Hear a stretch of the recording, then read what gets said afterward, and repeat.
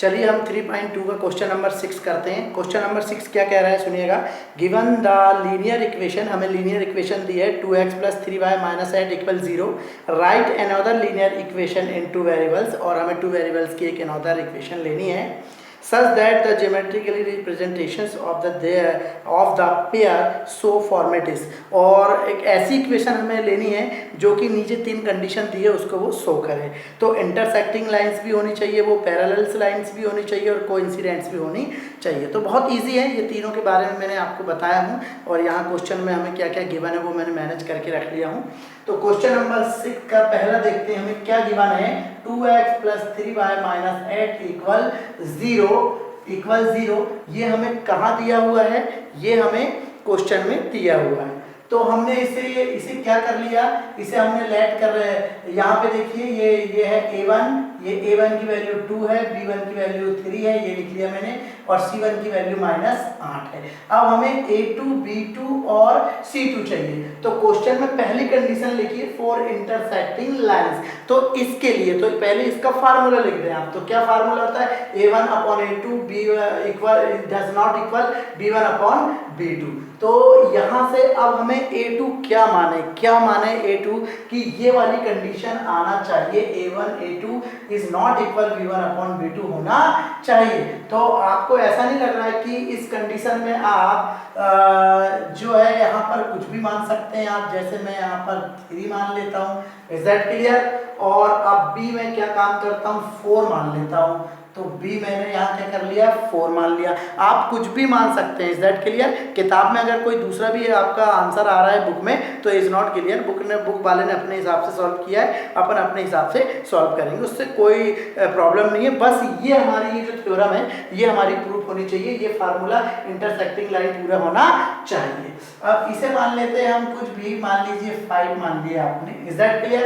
अब वैल्यू देखिए यहाँ पर अगर आप देखें तो इंटरसेक्टिंग लाइन में हमारा C1 और C2 से कोई मतलब तो होता नहीं, क्योंकि C1 और C2 को हम कंपेयर करते ही नहीं है। अब यहाँ पे देखिए वैल्यू रखिए आप, यहाँ पर a1 की वैल्यू क्या है, यहाँ पर 2/a2 की वैल्यू कितनी है, 3 इज नॉट इक्वल b1 की वैल्यू आपकी 3 और इसकी है 4। तो ये देखिए 2/3 क्या 3/4 इक्वल है, नहीं है, मतलब ये कंडीशन आपकी शो हो गई। तो हम अब फॉर इंटरसेक्टिंग लाइन, तो इस लाइन के लिए वो सेकंड इक्वेशन कौन सी ले सकते हैं, सिंपल यहाँ से ले लीजिएगा 3, तो यहाँ जाएगा 3x और ये जाएगा आपकी प्लस लिया हूं मैंने तो +4, और ये क्या जाएगा y, और ये मैंने +5 लिया हूं तो +5 इक्वल ये जाएगा आपका 0। ये हो गया आपकी second equation, is that clear.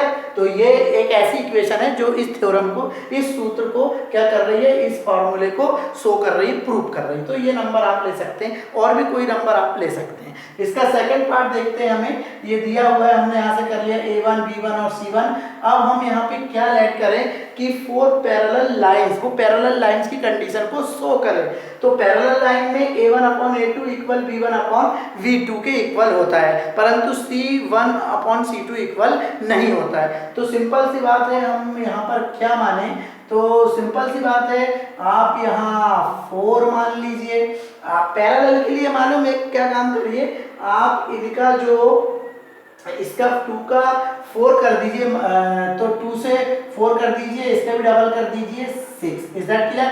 पर हाँ ये दोनों सेम नहीं होनी चाहिए, मतलब ये यहाँ पे अगर हम देखेंगे तो ये अभी देखते हैं, ये 2 कट जाएगा तो 1/2 आ जाएगा, ये भी 1/2 आ जाएगा, पर ये 1/2 नहीं आना चाहिए, इसलिए इसे अपन 3 लिख लेते हैं, इज दैट क्लियर।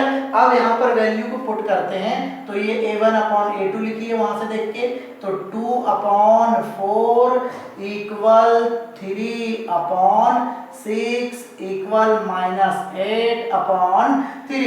तो अब हम इसे काटते हैं, 2 1 जा और 2 2 जा 4, 3 1 जा 3 2 जा, पर ये नहीं कट रही है। तो ये कुछ इस प्रकार से आ गई कि 1/2 इक्वल 1/2 इज नॉट इक्वल -8/3।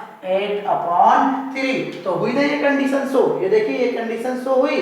तो हम अपनी सेकंड इक्वेशन क्या लिख सकते हैं, अब यहाँ से क्या लिख सकते हैं, 4x + 6y और +3 इक्वल 0। Is that clear?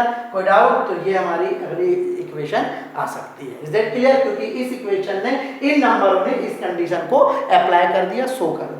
अब वैसे यहाँ पे देखिए, अब कंसिस्टेंट लाइंस वो होती जिसमें तीनों इक्वल होते हैं, तो यहाँ पे हम क्या ऐड करें? यहाँ पे आप 2 4 ऐड कर लो, यहाँ पे 3 2 ऐड कर दो, यहाँ पे 8 2 कर दो, पर यहाँ पर यहाँ पर माइनस में है तो यहाँ पे माइनस में 16 कर दीजिए आप। Is that clear? अब इसको अप्लाई करो तो 2/4 इक्वल 3/6 इक्वल क्या आ गया? -8/-16। अब इसे काटिए, 2 1 2, यहाँ से 1 2 और ये यहाँ पर भी 1 2। Is that clear? तो ये आ गई 1/2, ये आ गई 1/2, ये आ गई 1/2। तो हमारी नेक्स्ट इक्वेशन क्या हो सकती है?